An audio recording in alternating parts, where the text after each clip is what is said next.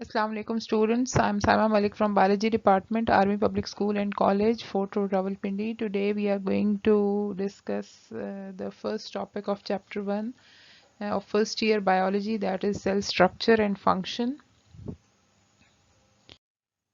And the topic under discussion for today's lecture is cell wall and plasma membrane. Okay students, as you know कि जितने भी living body हैं वो सब cell से बने हुए हैं। और जब हम सेल की बात करते हैं, उसका सेल स्ट्रक्चर, उसका फंक्शन पढ़ने की बात करते हैं, तो सबसे पहले हम उसकी आउटर बाउंड्री को स्टडी करते हैं। और आउटर बाउंड्री में प्लांट सेल्स की जब हम बात करते हैं तो उसमें सबसे आउटर मोस्ट लेयर जो है वो सेल वॉल आती है। यहाँ हम यूकैरियोटिक सेल्स की बात करेंगे, उस बेसिस पे मैं सिर्फ बात कर रही हूँ कि प्लांट सेल्स और एनिमल सेल्स की अगर हम बात करें या फंजाई की बात करें तो सेल वॉल जो है वो फंजाई में भी आती है, प्लांट सेल्स में भी आती है। ये और बात है कि उनकी कॉम्पोजिशन का डिफरेंस है। और प्लाज्मा मेम्ब्रेन तो जितने भी लिविंग सेल्स हैं उन सब की आउटर मोस्ट बाउंड्री को हम प्लाज्मा मेम्ब्रेन कहते हैं। जैसे कि आप देख सकते हैं, plasma membrane is the outer living boundary of cell. However cell wall जो है that is the extracellular component है, मीन्स है कि उसको सेल के अंदर कंसिडर नहीं करते, वो एक्स्ट्रा सेलुलर कंपोनेंट है in many cells and it is formed exterior to the membrane, means it is formed exterior to the plasma membrane। तो ये आप देख रहे हैं इस डायग्राम में भी कि ये प्लाज्मा मेम्ब्रेन है और इसकी outer boundary that is the cell wall.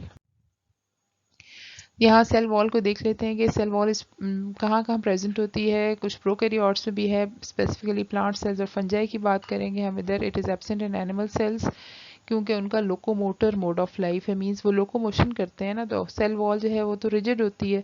अगर एनिमल सेल के अराउंड भी सेल वॉल होगी तो उनके लोकोमोशन में हिंड्रेंस आएगी, दैट्स वाई उनके अंदर सेल वॉल प्रेजेंट नहीं होती। अगर फंजाई की सेल वॉल की हम बात करते हैं तो it is made of chitin. अगर प्रोकैरियोट्स के सेल वॉल की बात करते हैं तो they are made of peptidoglycan और म्यूरिन। और प्लांट सेल्स में प्लांट सेल वॉल की बात करते हैं तो it is made of cellulose.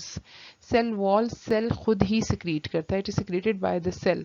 और सेल वॉल की लेयर्स की अगर हम बात करते हैं तो प्राइमरी सेल वॉल है, मिडिल लैमेला है और सेकेंडरी सेल वॉल है। आप इस डायग्राम में भी देख सकते हैं। अगर आप इस डायग्राम में देखें तो सबसे जो सेल को डायरेक्ट फेस कर रही है उसकी आउटर बाउंड्री जो है दैट इज सेकेंडरी वॉल। और सेकेंडरी वॉल की आउटर साइड पे है प्राइमरी वॉल। और टू नेबरिंग सेल्स के दरमियान की जो लेयर होती है, यहाँ पे आप देख सकते हैं, इधर ज़्यादा क्लियर है। टू नेबरिंग सेल्स की दरमियान की जो लेयर है it is known as middle lamella. ये देखें, layers of plant cell wall, primary cell wall, secondary cell wall और मिडिल लैमेला। अब मिडिल लैमेला से आपने ये नहीं समझ लेना कि मिडिल लैमेला जो है वो शायद प्राइमरी और सेकेंडरी के बीच में प्रेजेंट है। प्राइमरी और सेकेंडरी सेल वॉल्स एक सेल को सराउंड करते हैं और दूसरा उसके साथ जो सेल होगा उसमें भी इसी तरह से होगा कि उसकी आउटर लेयर जो है सेल वॉल की प्राइमरी लेयर होगी, इनर सेकेंडरी होगी। दोनों सेल्स के दरमियान में मिडिल लैमेला प्रेजेंट है। टू नेबरिंग सेल्स, यहाँ देखें क्लियर है इस पिक्चर में, टू नेबरिंग सेल्स के बीच में मिडिल लैमेला प्रेजेंट है। फिर हम layers of plant cell wall, primary cell wall की बात करते हैं। सबसे पहले हम कहते हैं कि ये ट्रू वॉल है और ये जो न्यू सेल्स डेवलप हो रहे होते हैं सेल डिवीजन के थ्रू उनमें डेवलप होती है, ये हर सेल में प्रेजेंट होती है। जो भी जिसमें भी सेल वॉल है उसमें प्राइमरी लेयर ज़रूर प्रेजेंट होती है। लोकेशन देखें प्राइमरी लेयर की तो it is present inner to the middle lamella. अभी मैंने आपको बताया कि नेबरिंग सेल्स के दरमियान में मिडल लैमेला होगी और मिडल लैमेला से इनर साइड पे सेल की अपनी साइड पे नेक्स्ट लेयर जो होती है वो प्राइमरी लेयर होती है, फिर उससे अंदर सेकेंडरी लेयर होती है और उसके अंदर एक्चुअल सेल कंपोनेंट होते हैं। नेचर इसकी थिन और स्लाइटली फ्लेक्सिबल है। अगर कॉम्पोजिशन देखें हम सेल वॉल की तो it is compose of cellulose microfibrils जो कि बंडल्स होते हैं सेल्यूलोज चेन्स के, running through the matrix of other polysaccharides जैसे हेमीसेल्यूलोजेस हैं, पेक्टिन है। और फंक्शन देखें कि फंक्शन क्या है इस प्राइमरी लेयर का। ये जो माइक्रोफिब्रिल्स इसके अंदर प्रेजेंट है, ये हमने ऊपर बात की है, सेल्यूलोज माइक्रोफिब्रिल्स, ये क्रिस क्रॉस अरेंजमेंट में प्रेजेंट होते हैं और ये क्रिस क्रॉस अरेंजमेंट सेल को स्ट्रेंथ प्रोवाइड करती है। अगर आप ये देखें, ये आपको इस तरह से बने हुए नज़र आ रहे हैं, तो ये जो है क्रॉस लाइक, ये इसको क्रिस क्रॉस अरेंजमेंट कहते हैं। ग्रोथ होती है इससे, अडेप्टेड टू ग्रोथ है, यानी इसके अंदर ग्रोथ हो सकती है क्योंकि जब न्यू सेल डेवलप होता है तो तभी साथ ही ये डेवलप हो जाती है। और ये प्लास्टिकली स्ट्रेच करती है, मीन्स एक दफ़ा स्ट्रेच हो जाए तो फिर वो वापस अपने उस साइज़ पे नहीं जा सकती, इरिवर्सिबल होती है इसकी स्ट्रेचिंग। सेकेंडरी लेयर की बात करेंगे। सेकेंडरी लेयर की लोकेशन ये है कि it is form between primary cell wall और प्लाज्मा मेम्ब्रेन। सेल को डायरेक्टली जो चीज़ सराउंड करती है वो प्लाज्मा मेम्ब्रेन होती है, तो उससे बाहर सेल वॉल है। सेल वॉल की अब प्लाज्मा मेम्ब्रेन की साइड पे जो लेयर होगी वो सेकेंडरी लेयर होगी और उससे भी बाहर प्राइमरी लेयर होगी। ये सिर्फ सेक्लेरन कायमा सेल्स जो हैं उनमें प्रेजेंट होती है। और ये कब डेवलप करती है? Develops only when cell has reached maximum size, means जब न्यूली ग्रोइंग सेल होता है, अभी जब वो ग्रो कर रहा है, उसने अभी साइज में इंक्रीज करना है, उस वक्त सेकेंडरी लेयर डेवलप नहीं होती। और जब सेल अपने ग्रोथ कंप्लीट कर चुका होता है, जब वो मैक्सिमम साइज का पहुंच जाता है, तो तब ये लेयर डेवलप होती है। Because it is very thick और रिजिड, इसलिए उसमें फर्दर ग्रोथ नहीं हो सकती। कॉम्पोजिशन जो है सेकेंडरी लेयर की, इसमें सेल्यूलोज प्रेजेंट है, हेमी सेल्यूलोसिस हैं, लिग्निन है, इनऑर्गेनिक सॉल्ट्स हैं, वेक्सेस हैं। और इसके अलावा जैसे सेल्यूलोज माइक्रोफिब्रिल्स की criss cross arrangement primary layer में थी, इसमें भी बिल्कुल वैसी ही होती है। फंक्शंस देखें कि इसमें जो लिग्निन प्रेजेंट है वो सीमेंट करता है, मींस स्ट्रॉन्ग करता है, जोड़ता है। सेल्यूलोज माइक्रोफिब्रिल्स को एंकर करवाता है, उनको खड़ा रखता है सीधा, और वो उसकी सेल वॉल की रिजिडनेस के लिए भी रिस्पॉन्सिबल है। सेल्स जिनके पास सेकेंडरी सेल वॉल होती है वो जनरली डेड सेल्स होते हैं, और उनका मेन फंक्शन प्लांट के अंदर क्या होता है कि वो प्लांट को सपोर्ट प्रोवाइड कर रहे होते हैं। मिडल लैमेला को अगर हम देखें तो ये प्राइमरी एडजेसेंट सेल वॉल्स जो हैं, यानी टू साथ साथ वाली सेल्स हैं, उनकी सेल वॉल्स के बीच में प्रेजेंट है। स्टिकी जेल लाइक मैग्नीशियम और कैल्शियम सॉल्ट्स इसको बनाते हैं। पैक्टिक एसिड्स, कैल्शियम सॉल्ट्स में पैक्टिक एसिड्स आ जाते हैं, पैक्टिन आ जाते हैं, और नेबरिंग सेल वॉल्स को ये जोड़ के रखती है, होल्ड करके रखते हैं। सेल वॉल के फंक्शंस अगर इन जनरल हम देखें तो ये सेल की मॉर्फोलॉजी यानी उसका स्ट्रक्चर डिटरमिन करती हैं, ग्रोथ कराते हैं सेल को, और प्लांट सेल्स में डेवलपमेंट में भी ज़रूरी हैं। इसके अलावा प्रोटोप्लाज्म की प्रोटेक्शन में हेल्प करते हैं कि कोई भी वायरल, बैक्टीरियल या फंगल पैथोजेंस उसको इन्वेड ना कर लें। रिजिड स्ट्रक्चर्स हैं, इस तरह से प्लांट जो है वो ग्रेविटेशनल फोर्सेस के अगेंस्ट विद स्टैंड कर सकते हैं प्लांट्स, क्योंकि उनके सेल्स के अराउंड सेल वॉल है और वो रिजिड है।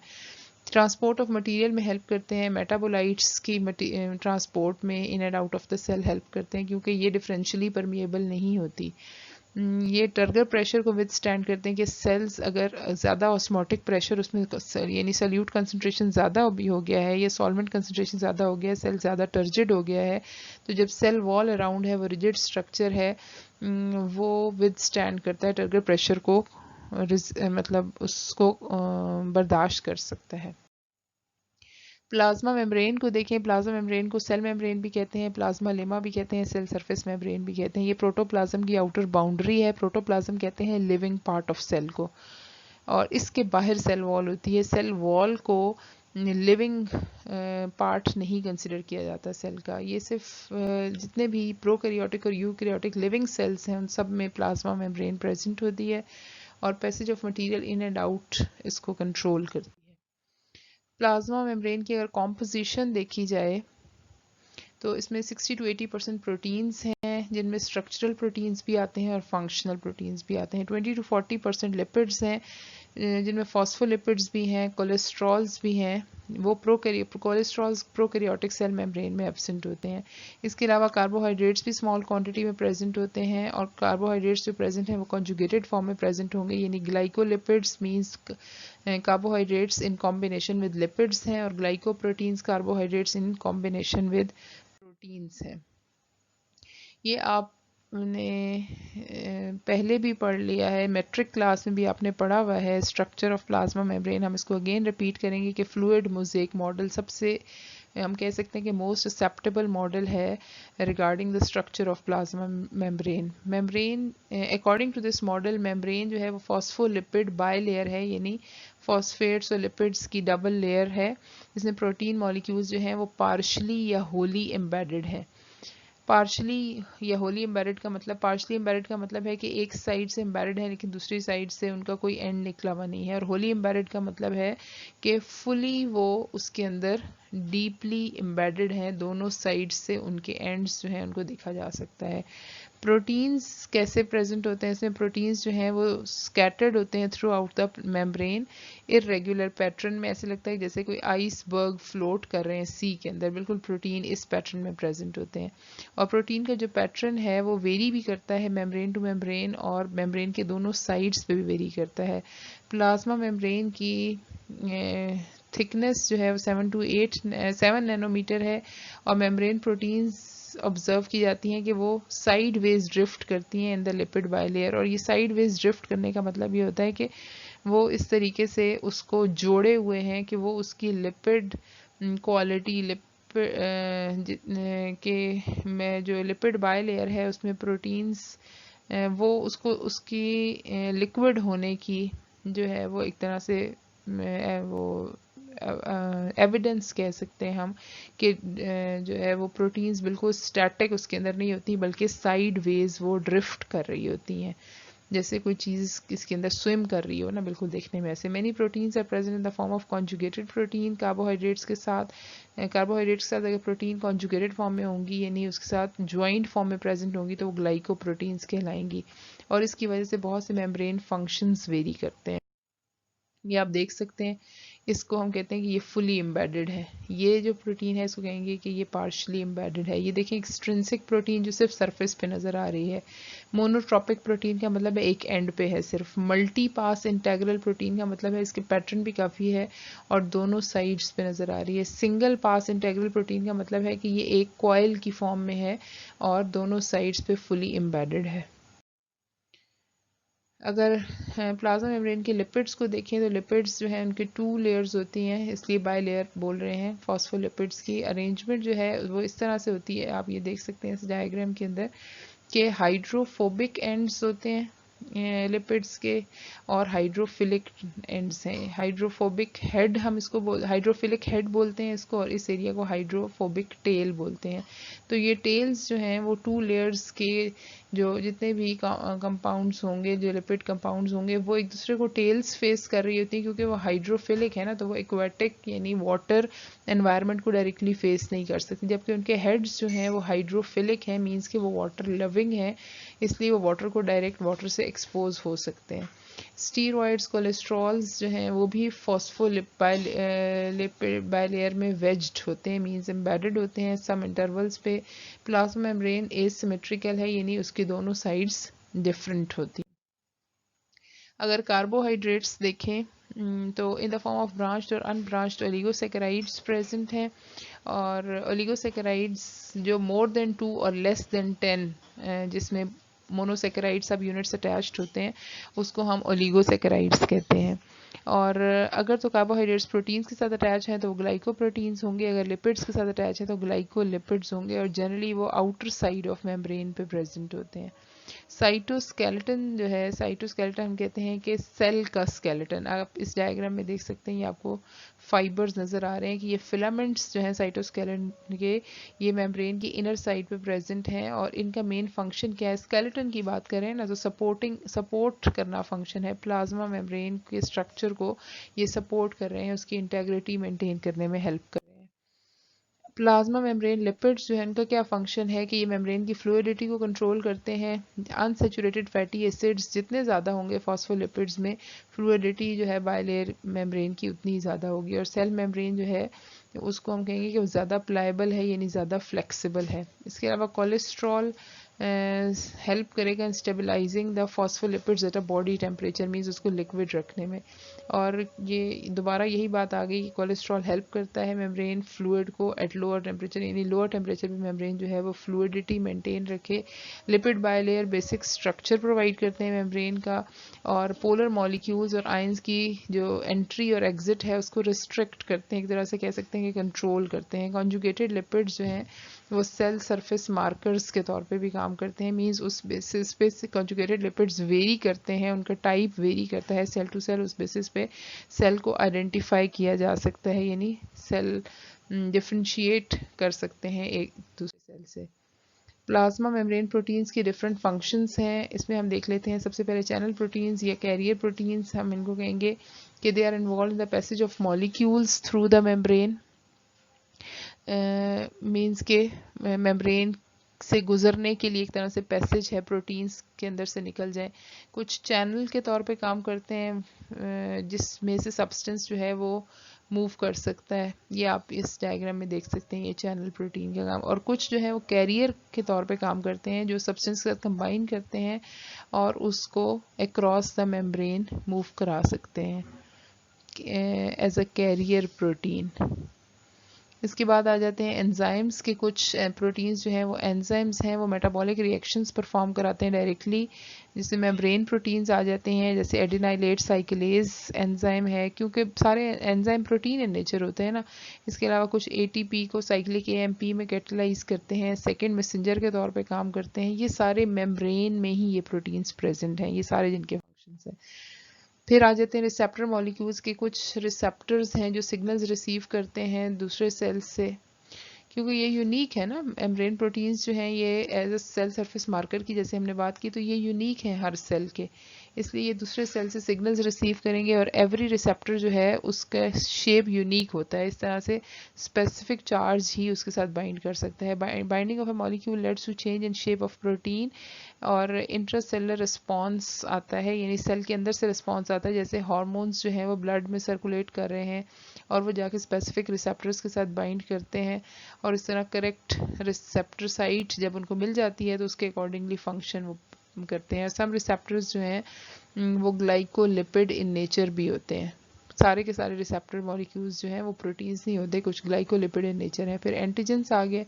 अब एंटीजेंस भी प्रोटीन्स होंगे और वो सेल को इस काबिल बनाएंगे कि वो दूसरे सेल्स को रिकग्नाइज कर ले, जैसे फॉरेन एंटीजेंस जो है उनको सेल रिकग्नाइज करे और इम्यून सिस्टम जो है उसके ऊपर अटैक कर दे।